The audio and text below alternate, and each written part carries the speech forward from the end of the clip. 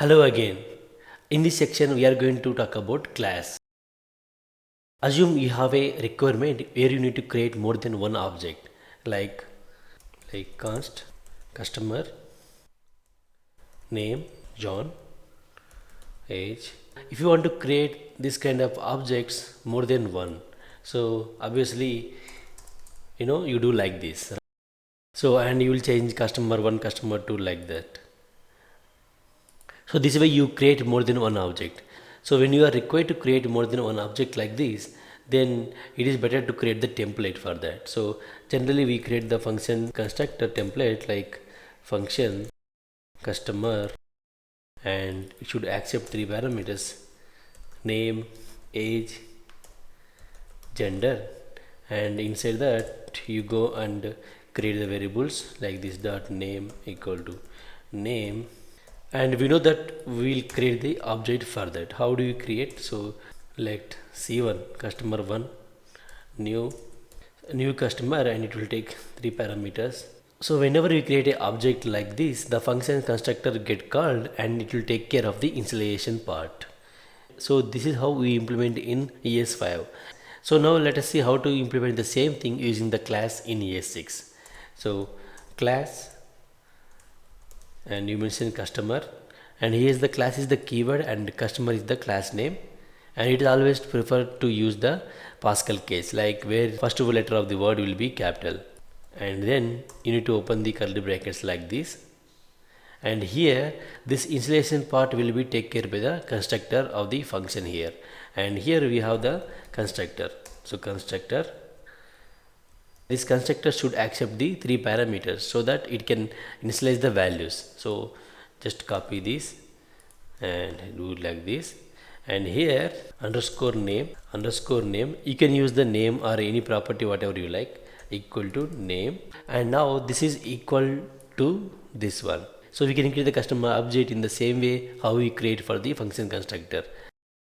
I'm just copy this because you can't have the duplicates. Take this one and place here, save it, and let's go and log it c1. Here you can see that customer, and it is having the properties like age, gender, name, and you can see that it is having the prototype also, and where it is having the constructor again. Now let us see how to add the functions or methods to the class. So get name, and this is the method or function, and here you don't use the function keyword, just you can define like this. So it is the function name, and these are the parentheses to accept the any parameters if required, and we just open the curly brackets, and here you can just return or console whatever. So you can just write maybe customer name is, and you can use this symbol. So you can mention here this dot underscore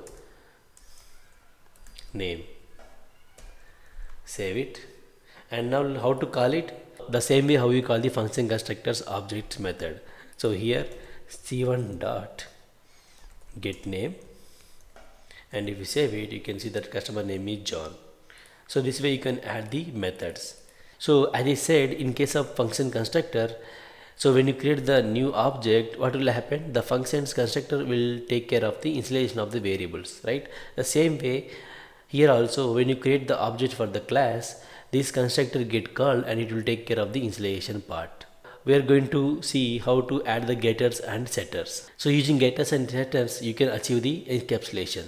So encapsulation is nothing but providing whatever required and hiding the data that is not needed to export to the outside of the world. It's about securing the data. You can add the getters, so just use the get keyword. You can't have the same name that you used in the property. Like here this dot underscore name is there, so you can't use underscore name for the getter or setter. So what you need to do, we can give the name, let's say name, and I'm going to return this dot underscore name. If you want to get the only name of the object, then you can use this get method, and also same way you can use the set method also. So using set method, you can set the value, set name. This is not method, this is getter, because you can see that there is get keyword is there and then name is there. So this is getter name, this is set name. So now here what we can do, we need to pass the value, right? When you are setting the value, you should pass it. So name, and here let's go and assign this dot underscore name equal to name. So now let us call. You can call it like this. So C1 is the object, right? C1 dot, you don't call get or like that, just you just mention name. And also you should not use like this because this is not a method. So this is the getter, so you should not use the parenthesis, just you will call like c1 dot name. So if you just console it, you can see the same value, c1 dot name John. Same way you can set the value using the set. How to do that? So c1 dot set name is the property, and again you should not call like this, just set name, and here you can give any name. Save it, and now here Janu only, but after that we are setting the value Krish, and if you print again this one, after setting it, you will get the value Krish, John Krish, right? So this is the latest value. And you can have only get also. Instead of having the set, you can have the only get. So in that case, you can just comment this code, c1 dot name is Janu, and we are setting c1 dot set name. Of course this is not there, so what you do, we just remove, but we mention just c1 dot name, because here we are calling c1 dot name. If you try to access like c1 dot name, let us see what will be the output. You can see that, so cannot set property name of customer which has only a getter, so it is having only getter and you can't set the value. And let's try to do using like this, then it will work. But this is not the good practice to do, because we should not expose this underscore name to the outside of the world, and we should not do like this. So I just uncommented this set name. So now let us talk about the inheritance. So what is the inheritance? So inheritance is the concept that you have in Java, C#, in other programming languages. Inheritance is the concept you can reuse the code. So for example, you have a website, and where the customer is the part of that website, and also administrator is the part of the website, but the customer and administrator will share the same properties like name, age and gender, but their roles will be different, right? So admin will have the more privileges, like he will have the admin role and he can do more than what customer can do on the website. So if you want to create the administrator class, the administrator can inherit the properties of the customer. So using the inheritance administrator class, no need to define all these properties again. So let's say you have a class customer, and let us create another class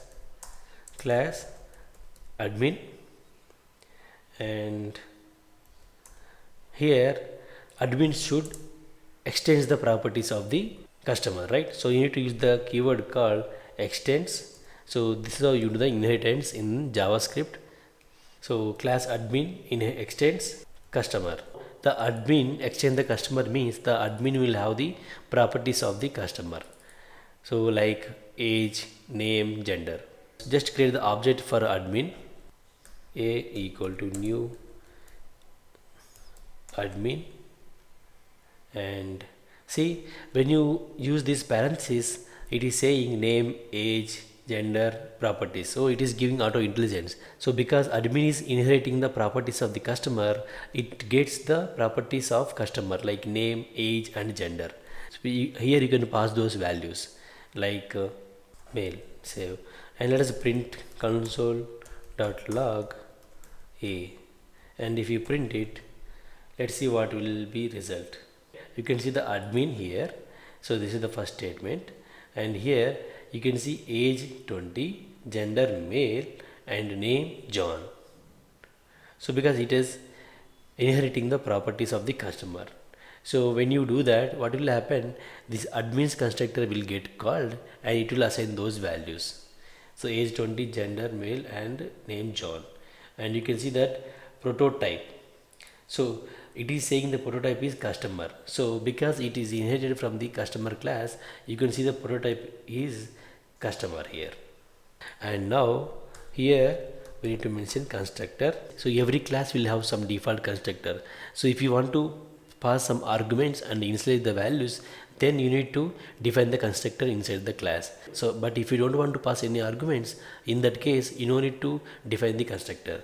Now here constructor, and so it is going to receive one property, that is role, because admin will have the another privilege that is called role. See, you get the error now. What is happening here? Reference error, must call super constructor in derived class. So here admin is called derived class and customer is called parent class. So there are so many terms people use, like customer is called parent and also admin is called child. So in all languages people will be using this kind of words like parent class, child class, derived class. So derived class is admin because it is deriving all the properties of the customer, right? That's why. So now it is saying must call super constructor in derived class. So before accessing the this or returning from derived constructor, right? So if you don't have the constructor, it automatically call. So if you don't have constructor, you can see that it won't give error. But if you define the constructor, you must call the super constructor. Sorry, parent class constructor using the super. You just call super and save it. Now you see you don't see any error, right? Here you have role. So this dot underscore, this dot underscore. So here if you observe, we didn't pass any parameters to the super, right? So here we call this super, and here if you see we passed John 20 male and these three arguments, and but now if you see the admin, you can see that age undefined, gender undefined, name undefined, because we passed these values but we didn't pass those values to the super constructor. So which means these values cannot be initialized. So for that you need to define these three properties in the constructor of the derived class. So now the admin class or derived class or child class, so this is receiving the parameters name, age, gender, and we need to pass these to the parent class so that these values will be initialized.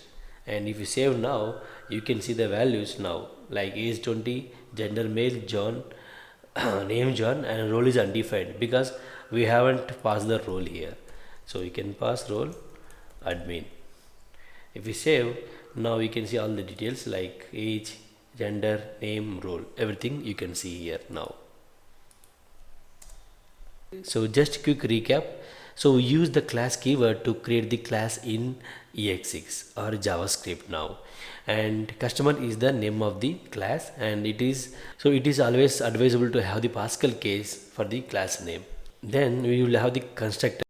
Using the constructor method, we will initialize the values that are passed to the class while creating the object, and name, get name, and these are methods. So we can add the method like this, and we can add the get and set. So use the getters and setters to get the value of property of object, and also to set the value to the property of object, use the setter. And you can have the only getter or we can have the only setter also. So when you have the class that is having similarities to the other class, then you can use the inheritance. And here we have the admin class. It extends the properties of the customer, and we use the constructor again here. So we call the super to initialize the values of the properties that were inherited from the customer class, and also we can define the another new properties in the admin class or in derived class, and you can create any number of objects for the class. So there is no limit that you can create one or two. So you can create number of objects for the class. So the class is nothing but a blueprint or template. So this is about class. So if you have any doubt, please leave a comment. I will be happy to help you.